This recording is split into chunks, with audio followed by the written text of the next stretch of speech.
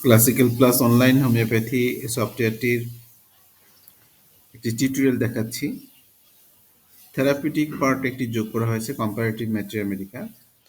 সফটওয়্যারটিতে log in করার পর এই থেরাপিউটিক পার্ট যে বাটনটি আছে থেরাপিউটিক লেখা, এই বাটনের মাধ্যমে আমরা কম্পারেটিভ ম্যাথমেটিকা দেখতে পারি।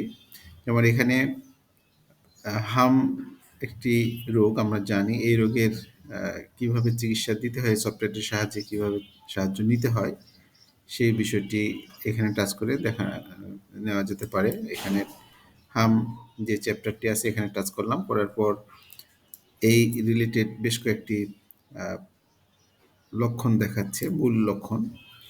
এখান থেকে আমরা রোগীর সাথে লক্ষণ মিলিয়ে একটি ওষুধ প্রেসক্রাইব করব। যেমন হাম হওয়ার ফলে, হামের সাথে এই রোগী যদি ঠান্ডা লাগে, ঠান্ডা থাকে, সর্দি থাকে, তাহলে কি কি ওষুধ হতে পারে এখানে টাচ করলে সেটা দেখা যাবে। এখানে টাচ করলাম, করার পরে এর আন্ডারে দুইটি আছে, একটি হচ্ছে যে হাঁচি, হামের সাথে হাঁচি আছে, আর এটি হচ্ছে যে সর্দি আছে। তো প্রথমে আমরা সর্দি সহ হাম এই বাটনটিতে টাচ করে দেখি কি কি ওষুধ আছে, দেখতে পাবো। এখানে সর্দিজনিত পর্যায়ের জন্য পালসেটিলা সাজেস্ট করেছেন বর্নিংহাউসেন। আর জ্বরের প্রাথমিক পর্যায়ের জ্বর, হাম সহ যদি জ্বর থাকে, প্রাথমিক পর্যায়ে থাকে, মানে শুরুতে যদি জ্বর থাকে হামের সাথে, তাহলে অ্যাকোনাইট, এটা বর্নিংহাউসেন বলেছেন। সর্দিজনিত লক্ষণগুলো যখন সুতোর মতো চটচটে হয়ে যায় এবং কানকে আক্রান্ত করে, অর্থাৎ কান পাকা বা কানের প্রদাহ হয়, তখন ক্যালিবাইক্রম ওষুধটি দেওয়ার কথা বলেছেন সিএম বোগার এটি দিয়ে চিকিৎসা করেছেন। জেলসিমিয়াম ওষুধটি ন্যাশ ব্যবহার করেছেন হামের ক্ষেত্রে, উনি বলেছেন এটি কার্যকর, বেশ অনেকবার অনেক রোগীকে দিয়ে আরোগ্য করতে পেরেছেন। যদি হামের সাথে সর্দি কাশি থাকে এবং তন্দ্রা ভাব থাকে, সেই সাথে পেশির দুর্বলতা থাকে, তাহলে এই ক্ষেত্রে এই কটা লক্ষণ থাকলে পরে জেলসিমিয়াম বা জেলস ওষুধটি দিয়ে ডক্টর ন্যাশ অনেকগুলো রোগীকে আরোগ্য করেছেন। আর এছাড়া ন্যাশ আরও বলেছেন যে তীব্র কাশি, সর্দি কাশি যদি থাকে এবং দুর্বলতা থাকে, সেক্ষেত্রে উনি জেলস দিয়ে অনেক রোগীকে আরোগ্য দিয়েছেন।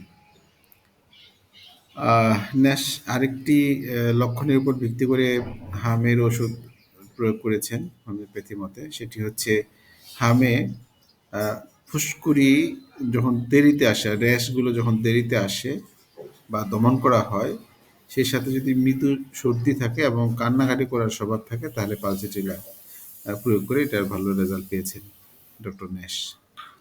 হেরিং বলেছেন যে হামের সাথে যদি উচ্চ জ্বর থাকে, সেই সাথে সর্দি, চোখ দিয়ে তীব্র এবং হাজাকর জ্বালাপোড়া পানি পড়ে, বা চোখ দিয়ে পানি পড়ে জ্বালাপোড়া যুক্ত বা হাজাকর, তাহলে সেক্ষেত্রে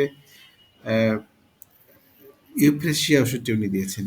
এর সাথে আরও নাক দিয়ে স্রাব হবে, বের হবে, এটা থাকতে হবে হামের সাথে, এবং কাশিটা সাধারণত দিনের বেলায় থাকবে, তাহলে ইউফ্রেশিয়া ওষুধটি প্রযোজ্য বলে উনি বলেছেন এবং উনি এইভাবে চিকিৎসা করেছেন।